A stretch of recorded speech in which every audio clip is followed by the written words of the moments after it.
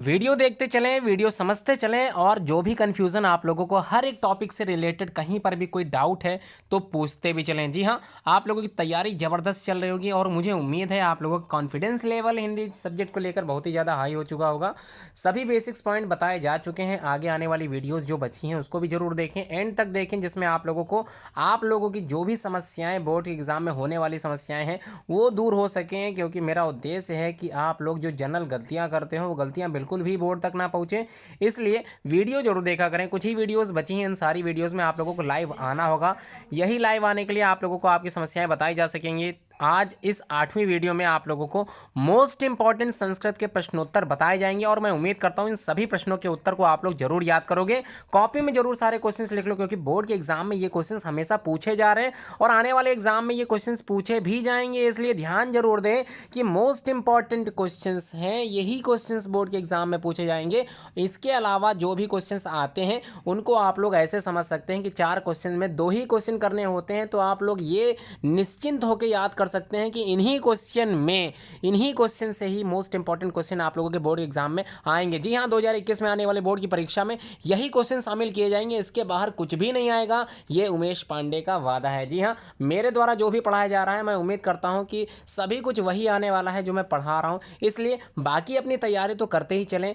बाकी तैयारी जो भी आप लोग जैसे भी कर रहे हैं वो करते चलें, यूबियंस क्लासेस से जुड़े रहें, सीखते चलें, बहुत कुछ सीखने के लिए मिलेगा, आने वाली वीडियोस में भी बहुत कुछ मिलने वाला है। जी हाँ, तैयारी जरूर करते चलें, समझते चलें। चलिए स्टार्ट करते हैं आज की महत्वपूर्ण संस्कृत प्रश्नोत्तर को लेकर। ये जो वीडियो बनाई गई है इसका उद्देश्य है कि आप लोग अच्छे से क्वेश्चन की तैयारी कर सकें। चलिए स्टार्ट करते हैं।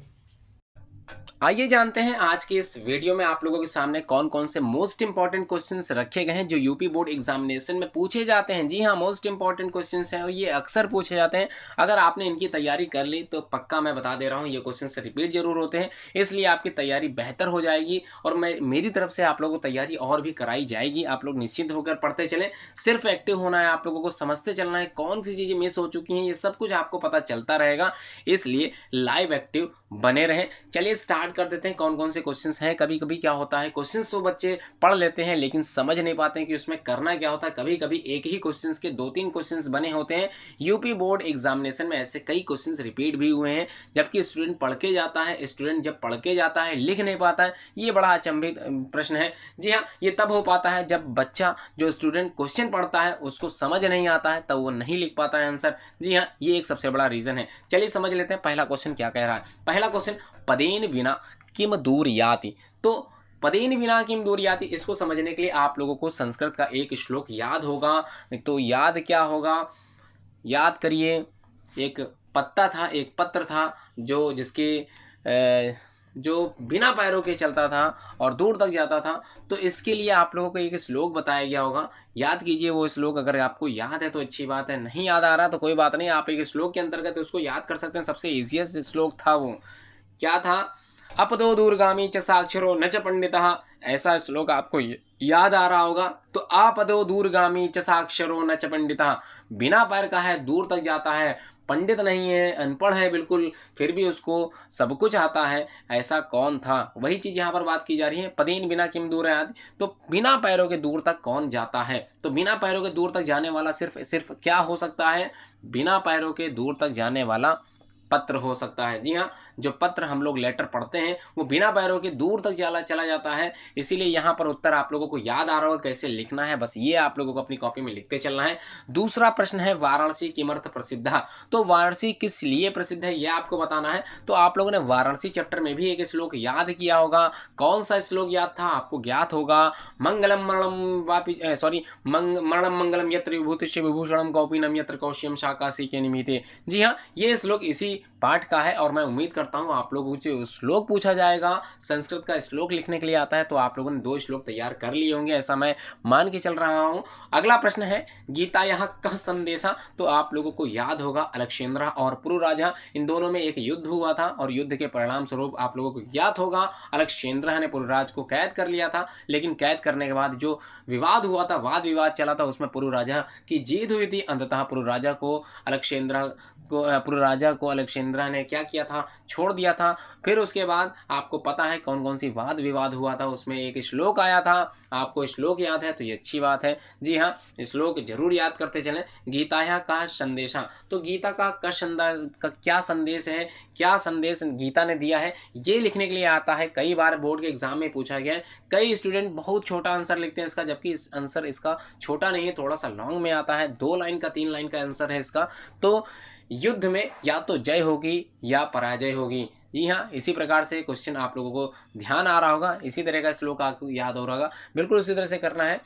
आगे देखते हैं, वाराणसी नगरी कस्या कूले स्थिता। जी हाँ, वाराणसी नगरी जो है वो किस नदी के किनारे बसा हुआ है, ये आप लोगों को लिखना है। सिर्फ कस्या हटाकर ही उत्तर लिख दें, पूरा आंसर सही हो जाएगा। कस्या हटा देना है, क्वेश्चन ये जो प्रश्नवाची शब्द है इसको हटा के आप लोगों को उत्तर लिख देना है, आपका उत्तर एक बिल्कुल सही हो जाएगा। अगला प्रश्न संख्या 5, पूर्व राजा केन सह युद्धम अकरोध। तो पूर्व राजा के साथ किसका युद्ध हुआ था, अभी मैंने बताया पूर्व राजा केन सह युद्धम अकरोध। तो केन हटा के आप लोगों को सिर्फ क्या लिख देना है, अलक्षेंद्र लिख देना है, उसी के साथ युद्ध हुआ था। आगे देखते हैं, भारतीय संस्कृति की दृष्टि वर्तते। भारतीय संस्कृति किस प्रकार से हमको क्या करती है, हमको जो है वचन देती है, किस प्रकार से भारतीय संस्कृति हमारे लिए आगे आती है, ये आपको पूछा जा रहा है। तो किस प्रकार से भारतीय संस्कृति को आप लोग अर्थ लिख पाओगे, ये आपको बताना है। अगला है विश्वस्य सृष्टा का, तो विश्व के सृष्टा कौन है, सृष्टिकर्ता कौन है, ये आपको बताना है। अगला है वातात शीघ्रतरम किमस्ति, तो वायु से भी शीघ्रतरम किमस्ति, ये आप लोगों ने पढ़ा होगा, वातात शीघ्रतरम किमस्ति। आगे गृहे सत किम मित्रम, तो घर पर कौन मित्र रहता है, तो गृहे सत किम मित्रम अस्ति। उसके बाद अलक्षेंद्र कहाँ आसीत, तो अलक्षेंद्र कौन थे, ये आप लोगों को याद आ रहा होगा, आप लोगों ने पढ़ा होगा, सबसे इजी क्वेश्चन है इस चैप्टर का। अलक्षेंद्र और पूर्व राजा कौन थे, ये आप लोगों को याद होना चाहिए। कई बार ये क्वेश्चन रिपीट होते हैं, इसलिए याद जरूर होना चाहिए। धनानाम उत्तमम धनम किम अस्ति, तो धनों में सबसे उत्तम धन कौन सा है, ये आप लोगों से पूछा जा रहा है क्वेश्चन नंबर 11 में। और उसके बाद क्वेश्चन नंबर 12 में आप लोगों से जो पूछा जा रहा है, राष्ट्रभक्त कहाँ अस्ति, तो राष्ट्रभक्त कौन है, ये आपको बताना। राष्ट्रभक्त कहाँ अस्ति, तो राष्ट्रभक्त कौन है, ये पूछा गया है क्वेश्चन नंबर 12 में। अब पढ़ लेते हैं क्वेश्चन नंबर 13, जो कि प्रबुद्धो ग्रामीणा से है। नागरिक किमर्थ लज्जिता अभवत, तो नागरिक जो था, जिसने ग्रामीण से जो ग्रामीण पर हंसा था, उसको किस प्रकार से लज्जित होना पड़ा था, ये आप लोगों को बताना है। नागरिक किमर्थ लज्जिता अभवत, किस प्रकार से लज्जित हुआ था, ये बताना है। क्वेश्चन नंबर 14 में आप लोगों से पूछा जा रहा है, पूर्व राजा का आसीत, पूर्व राजा कौन थे और इन्होंने अलक्षेंद्र के साथ जो युद्ध किया था, ये आपको ज्ञात होगा।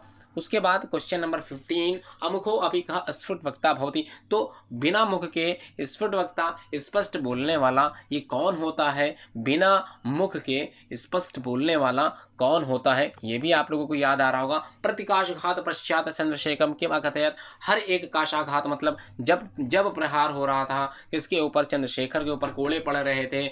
जी हाँ, कोड़े पड़ने के हर एक कोड़े के बाद वो कुछ कहते थे, तो क्या कहते थे, प्रतिकाशघातम पश्चात चंद्रशेखरम किम अकथयत, उन्होंने क्या कहा, ये आपको बताना है क्वेश्चन नंबर 16 में। अब बात करते हैं क्वेश्चन नंबर 17 की, तो वाराणस्याम कति विश्वविद्यालयाः सन्ति। अगर प्रश्न आता है सिर्फ इतना, वाराणस्याम कति विश्वविद्यालयाः सन्ति, तो 3 विश्वविद्यालयाः सन्ति, आप लोग 3 विश्वविद्यालय के साथ उत्तर लिख सकते हैं। लेकिन इसके आगे अगर जुड़ा मिल जाता है के च ते, तो कौन है वो 3 विश्वविद्यालय जो वाराणसी नगरी में है, तो आप लोगों को याद होगा, हिंदू विश्वविद्यालय है एक, संस्कृत विश्वविद्यालय है 2, उसी तरह तीसरा है काशी विद्यापीठम। 3 है, तीनों के नाम पूरे लिखने हैं। ये तो मैंने आपको समझा दिया है, एक तरीके से बता दिया है, जिसमें आप लोग याद कर सकें किस प्रकार से आपको तीनों नाम लिखने हैं। 17 क्वेश्चन समझ में आ गया। अब हम लोग बात करते हैं 18th वाला क्वेश्चन, अरुण श्वेत केतु संवादा से। श्वेत केतु पिता कहाँ आसीत, तो श्वेत केतु पिता कौन थे, ये पूछा जा रहा है।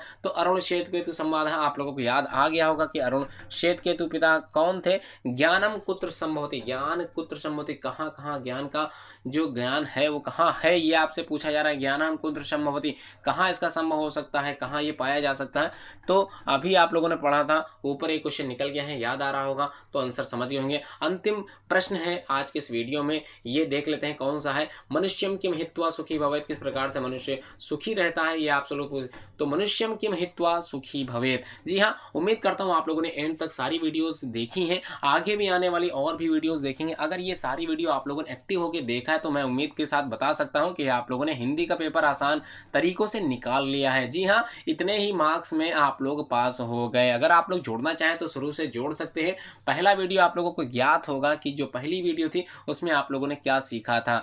जी हाँ, अगर पहली वीडियो याद है तो बता देता हूँ। अगर आपको अंक जानने हैं उस कितने अंक का आता है तो वो भी मैं आखिरी में समझा दूंगा। सारे वीडियो के जितने लास्ट वीडियो मैं खत्म करूंगा उसमें मैं बता दूंगा कितने अंकों का आज आप लोगों ने तैयारी कर ली। ये सारे क्वेश्चन अगर आपको आते हैं तो इसका मतलब ये हुआ आपकी तैयारी पास होने भर की हो चुकी है। अब आपको जो भी रिमेनिंग चीज़ बची है वो आप लोगों को अच्छे से समझ के तैयार कर लेनी है, वो आपका मेरिट बेस्ड सब्जेक्ट हो जाएगा। जी हाँ, मेरिट उसी में बनेगी जो रिमेनिंग बच गया। अभी तो आप लोगों को मैंने गारंटी के साथ पास करवा दिया है। अब जो बचा है उसकी तैयारी के लिए मैं नेक्स्ट दिन वीडियो लेकर आऊँगा। उस दिन आप लोग ज़रूर एक्टिव रहेंगे। जी हाँ, बिल्कुल एक्टिव रहेंगे तभी आप लोग मेरिट में आ पाएँगे, ऐसा मैं उम्मीद करके चल रहा हूँ। और सभी स्टूडेंट जो भी मेरे द्वारा पढ़ाई कर रहे हैं वो सभी मेरिट में, ऐसा मैं कामना करता हूँ।